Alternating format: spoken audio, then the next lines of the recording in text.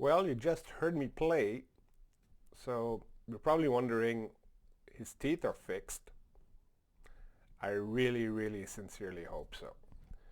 This video will go through everything I went through the last 4 or 5 weeks, what it took for me to get there, what the situation is right now with playing, pain, discomfort, comfort, sound quality, modifications to my playing and so on. And hopefully I'll be able to conclude by saying that I will be trouble-free for the rest of my career. So the first part of this will be to cover what went through before I ended up with the permanent bridge. So this part is going to be more about what changes they had to make to the bridge they tried to fit me with the first time, and also what precipitated me getting the fixed bridge a little quicker than they thought I would. So the first part is going to be about refinishing the bridge. So let me find my file here a second. Okay, let's do this. So, bunch of old pictures. Here we go. So this one's about refinishing. I wasn't happy with the way the colors were made. So I went back to the lab that manufactured the bridge. And you see she has a palette of colors to try to better adapt this bridge with my remaining teeth around them. And the way it works, it's a ceramic-based paint, and they blend in the colors to try to match me. They have this really expensive Nikon camera with a macro lens and big flash to take really precise pictures of the mouth. And then she had to bake the bridge in the oven at the temperature she told me of 800 degrees Celsius. No, yes, 800 degrees Celsius. So that took a couple of weeks. And then there was some miscommunication with her and my dentist, and then I happened to fall into no man's land for a while. And when this was done, then I had an appointment scheduled for the beginning of April. But what happened is real life happened. And let me find the picture again. That one. So that's the old plastic bridge that I had in my mouth. That was temporary. Now I had this bridge installed before Christmas, like beginning of December. And then we're up past spring break, end of March, almost the end of March. And then on the side here, this one started to crack. I could feel something not right, not kosher in my mouth. I could feel with my tongue some bits and pieces flaking off. So I called the dentist and she rushed me in before this would deteriorate any further. So the temporary bridge had to go. What the white stuff you see is the glue they use. It's the way it shapes, and well, a little bit of tartar stuck around there. It's plastic, it's not as smooth, so it does tend to grab bacteria, tartar, and all the filthy stuff you have in your mouth. So it's a little bit more porous than what I have in my mouth right now. So that started to crack, so had to go. So bear with me. This is the one you saw in the thumbnail at the beginning of this video. So this, as I'm sitting in the dentist chair, this is what I'm looking at. Just my new toy, new lifestyle, hiding and waiting for me. So went through that. That's the old bridge. I'm saving that one because we'll be able to compare between what was not fitting in my mouth and the modifications they had to do. So let me get the proper picture. let's go here. Oops. Nope, not gonna do. So that's the old bridge. Let me conjure up the old picture. Go here. Let's go here.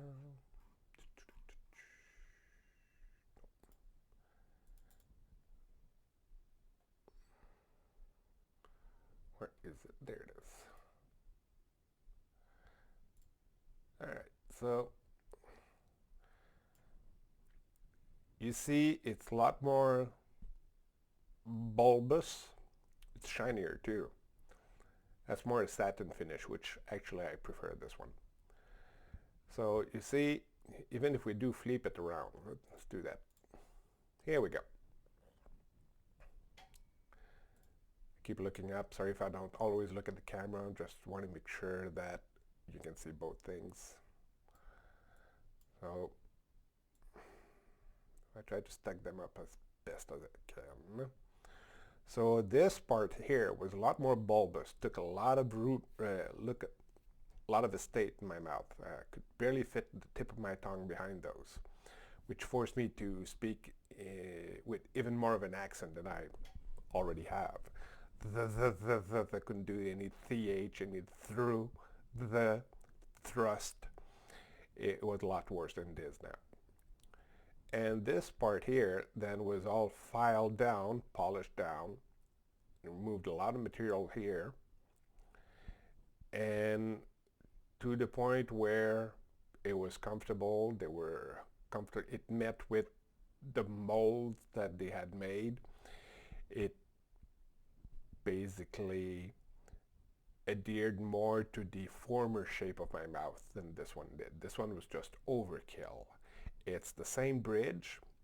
They didn't change the bridge. They didn't make a new bridge. They just modified this one to the point where it was still solid and was a better fit in my mouth. So this is the way it looks now. I'm going to close this one here. This is the pivots, where the pivots will go into. So that's the way they're going to hold. And then we've covered that part. So that's what was waiting for me at the dentist office on March 23rd. So I got removed, had removed the old bridge, cleaned everything up in my mouth, and then installing this one. Let me test it, see how it felt in my mouth before fixing it permanently in my mouth. And then that's the way it looks right now. Hold on. You know, this one. All right, so this is my mouth. So the front two are free floating. There's nothing under there except a little what's remnant of my gum. This one here is a pivot, so there's still a root left on which it's sitting. It's like a crown. And the other side incisor is also on a pivot. And that's all tied together. So in the next picture, I'll be able to show you the way it looks from behind, what they call lingual side, on the side of the tongue. Where is it?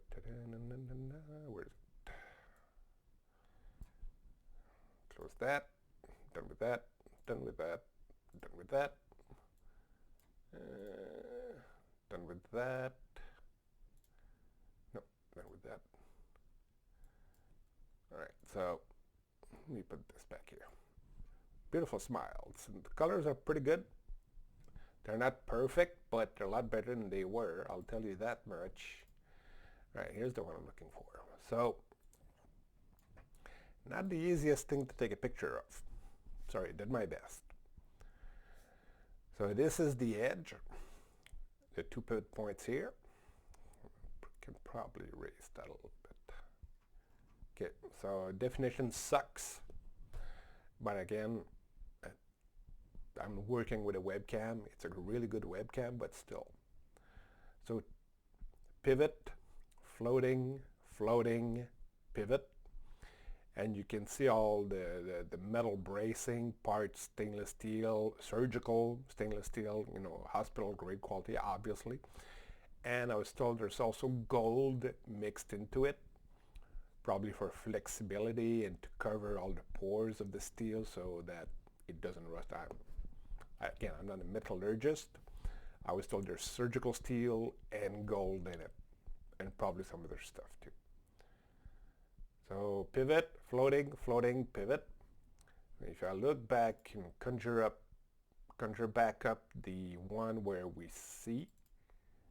So if I flip it again, tuck, tuck. No, sorry, cancel. Okay. Try to stack them one on top of the other. So you see this part is white, so I don't look like the bad guy in the James Bond movie, Jaws. And that's the part you can see. So sometimes I teach elementary school this year. A lot of times now that I've got this in my mouth, the kids who are much shorter than I am, they look up to me, smile, and they see me smiling, and they go, "What's that in your mouth?" So I have to do a whole explanation, and they find it a little bit weird sometimes. They find it funny. Some are grossed out. That's life, so that's what I got to deal with. I've had this bridge in my mouth for a month and a half. It's pretty good. Had last week, which was the first week of May, a dental appointment to see how it was going, how it fit. Brought my horn back with me, talked with the dentist about it. So next chapter of this video, I'll have my horn, recreate a little bit what I did, the setup I showed my dentist and everything else. And you'll be able to see how it sits with the mouthpiece and the position and everything else.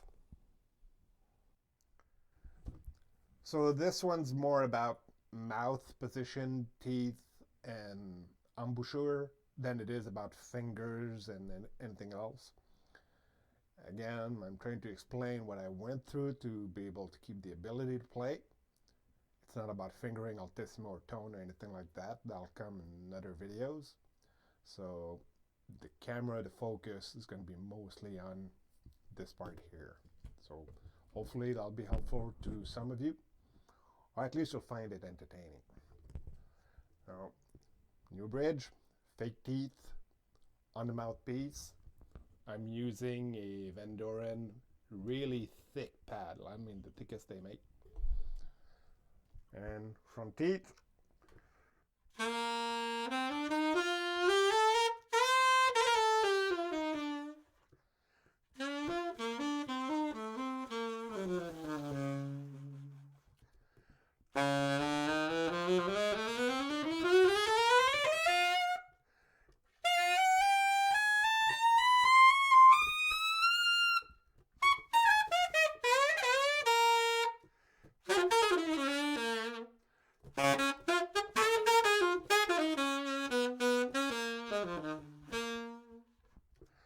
Okay, so I got most of my range back, pretty much all of it.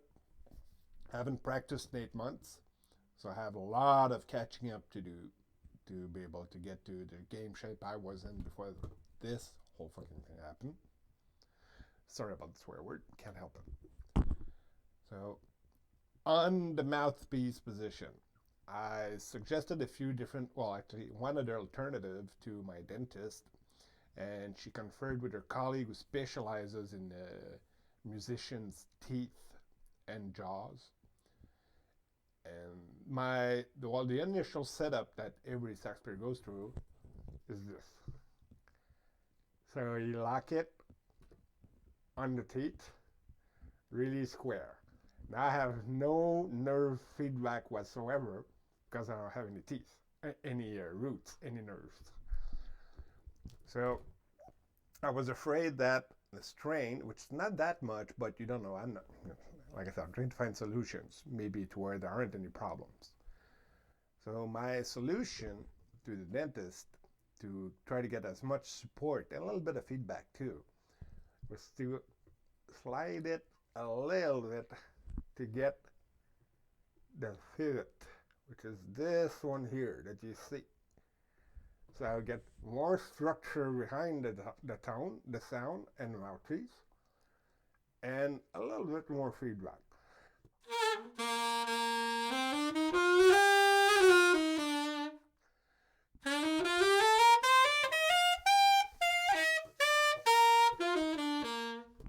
Which is the opposite of the David Sanborn position, which is the other 420.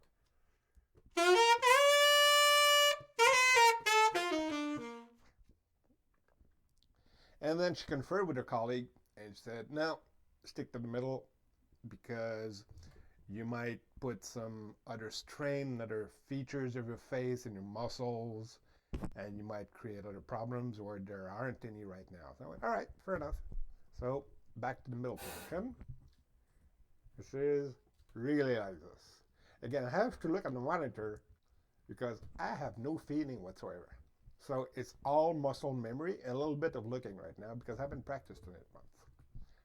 And it goes like this, right there.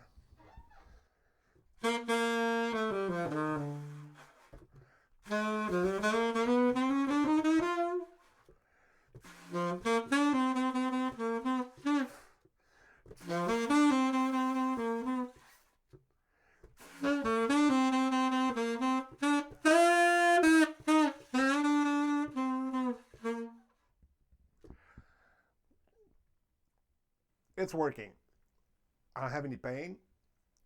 I have to get used to the fact that I'm not always 100% sure where my mouthpiece is my mouth. I'm concentration mostly on my bottom lip. My point of reference is really this.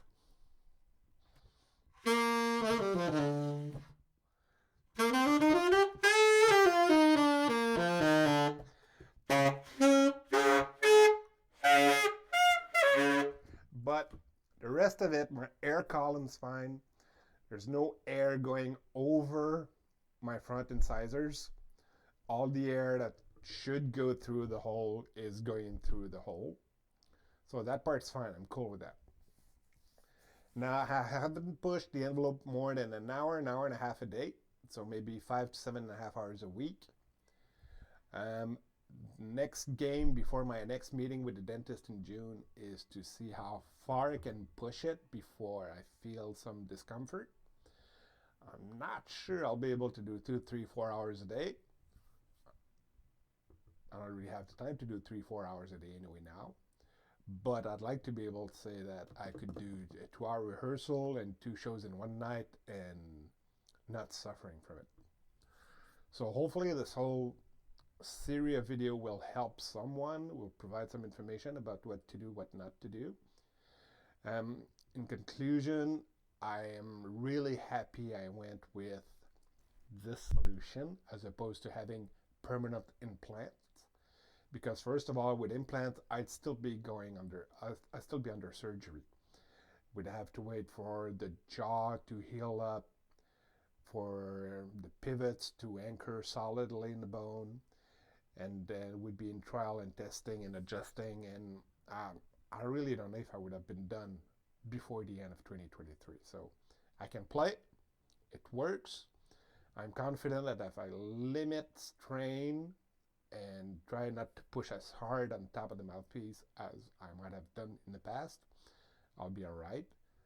But for now, I'm going to be cautious and saving it to under 10 hours a week of actual hard practicing. And if you're a professional musician, you know that in an hour or 2-hour show, you're not blowing through the horn for 2 hours. You might be playing 40, 45 minutes out of 2 hours. So I'm confident it'll work. Time will tell, and hopefully the last video I'll do on this topic will be confirming that I can do 2-3 hours in a day and not feel any pain or any discomfort for it. So thanks again for your time, and hopefully I'll catch you watching some other videos.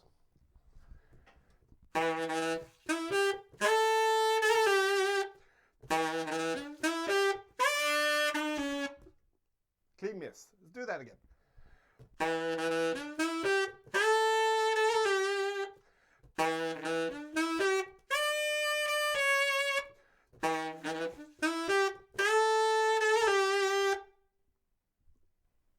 That's that.